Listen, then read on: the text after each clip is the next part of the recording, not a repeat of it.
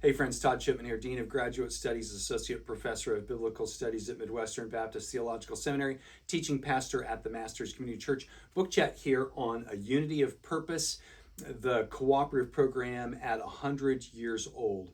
Tony Wolfe and Madison Grace have assembled a number of authors to articulate the Cooperative program, but not just the Cooperative program, themes of cooperation and gospel advance, even before 1925.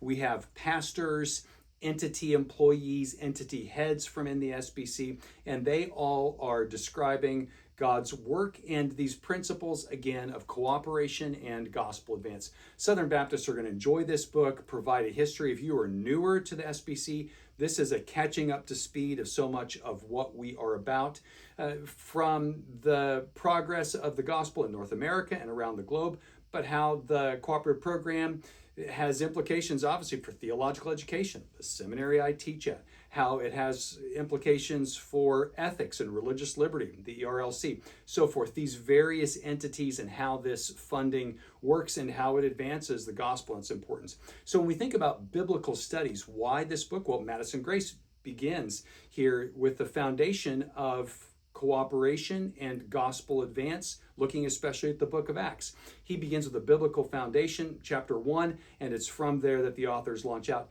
But it's important for us when we think about biblical studies, if we're thinking about the New Testament, it's very difficult not to think about missions. It's very difficult not to think about cooperation.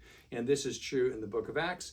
Paul's third missionary journey is essentially a gathering of financial resources to take back to the Jews in Judea who are suffering famine, and that's a part of mission work to try to unite Jews and Gentiles. This is noted at the end of 1 Corinthians 16, 2 Corinthians 8 and 9, Philippians 4, Paul details it in Romans 15, all of this about that third missionary journey and that cooperative effort amongst these churches. And Madison Grace teases out some of those ideas for us. So grab hold of this book. As far as the argument of the book, as we cooperate, the gospel progresses. It's difficult to counter that argument if you're looking seriously at the New Testament. Encourage you to grab this. For more book chats, go to biblicalstudiestoday.com. See you next time.